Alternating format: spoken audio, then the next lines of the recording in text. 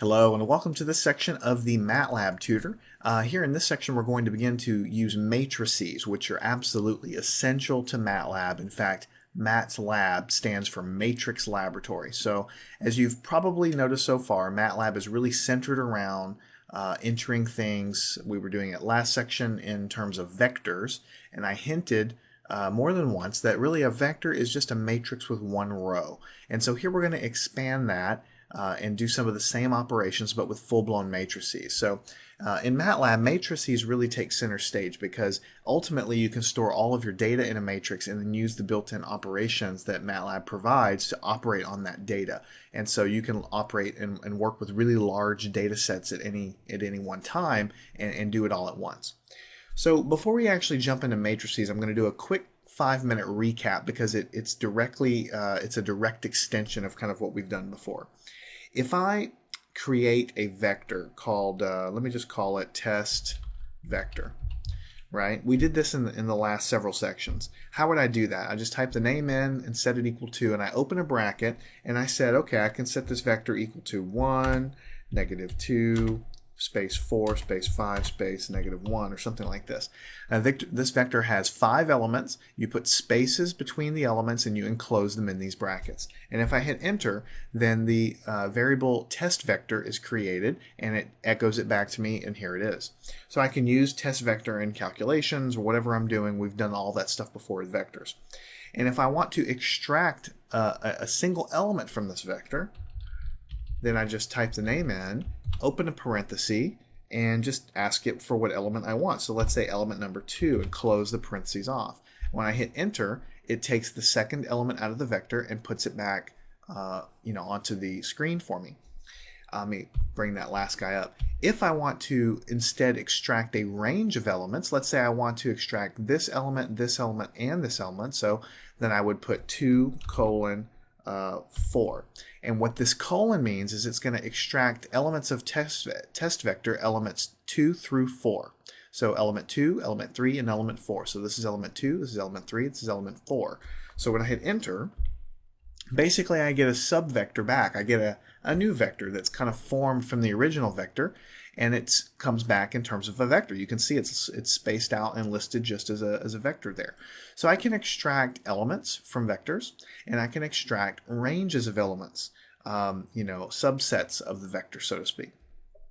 All right, so we've done all that before. The reason I am wanting to share that with you is because creating a matrix is sort of a direct extension of that. So let me clear the screen. Let me put... Now I'm just going to clear the screen.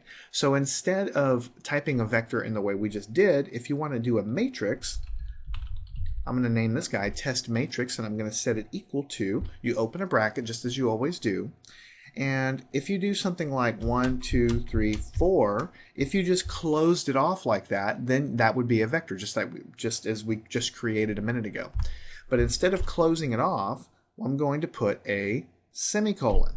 And then I'm going to type 4 more guys in. 4, 3, -2, 9. Okay? Now if I close it off here, what I've done is the first 4 elements, these guys right here, this is the first row of the matrix. The spacing is spacing them out, along the way as we've been doing for the vectors. But the semicolon tells MATLAB, okay, go to the next row. These next 4 guys are in the next row. So if I actually hit enter here, then this is test matrix right here. So the first row is what I've put all the way up till the semicolon. The next row starts afterwards, right? So this is how you enter matrices in MATLAB. You literally type the elements in for the first row, and then you type the elements in for the second row, and you just put a semicolon between them. Now let me bring up that last thing I entered. This is what I typed in. Now I'm going to add even more to it. I'll just take that bracket off. I'll put another semicolon, and I'll just put 5, 5, 4, 4. That's my third row. I'll put a semicolon there, and I'll put a fourth row. -1, space -2, space -3, space -8. And I'll close it off with a bracket. So here I am changing the value of test matrix. This is the first row. This is the second row to that semicolon. This is the third row to that semicolon. And this is the fourth row to that semicolon. And when I hit enter, you can see now I have a 4 by 4 matrix. So this is the first row, second row, third row, fourth row, and you can see that the semicolons basically tell MATLAB when to go to the next row. So this is the easiest way to enter a matrix into MATLAB anytime you need to deal with a matrix. Now, a lot of times, if you have a data file, like some raw data that you've collected in some experiment or some survey or something, you might have it in a data file, and then you can import that data into a matrix to operate on it. Now, we'll get into importing data much later on, but when you're entering the thing by hand, this would be the easiest way to do it. You just type everything in. All right? So notice how we have obviously 4 rows in this case and 4 columns. So much like in the matrix guy, in the vector guy where we could extract elements, let me clear the screen here. Let's do test vector. Let's put that up and test matrix. All right. So remember how we extracted elements before from test vector. We just put a parentheses and we put, element 3. Give me element 3. Well, that isn't going to really be too informative for a matrix because where's element 3 at, right? So if you want to extract an element of a matrix, here's how you do it. Matrix, test matrix, parentheses. You have to tell it what element you want.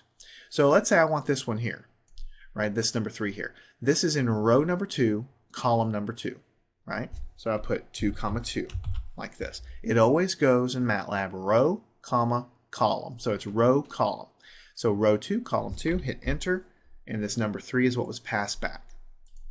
If I recall this guy, and I put row number 3 like this, column number 4, then it goes row 3, column 4. I should get this 4 back.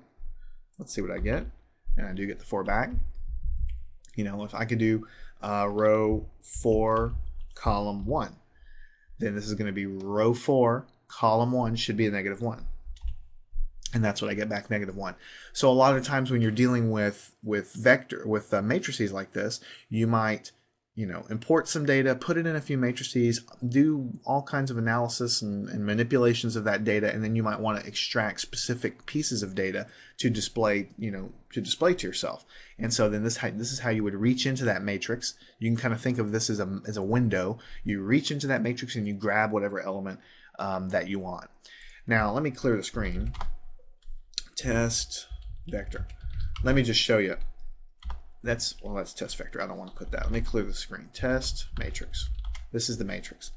If you forget about that and you just put element 1 like this with no comma, no row, comma, column, MATLAB is going to return a number 1, which is the first element of this matrix. If you put a 2 in there, MATLAB is going to go down and give you this guy. If you put a 3 there, MATLAB is going to go down this column and give you that. If you put a 4 there, then you're going to get this guy. And if you put a 5 there, it's going to go off to the next column and give you this, number 2. So it's not that useful to do that. Why would you? But if you know, for instance, that you want to count down, the 5th element in is 1, 2, 3, 4. Here's the 5th element. You just have to remember to count down and then up. That's how MATLAB does it. Typically, you're not going to be interested in doing that. Typically, you're going to be interested in grabbing a specific element. So that's how you would do it.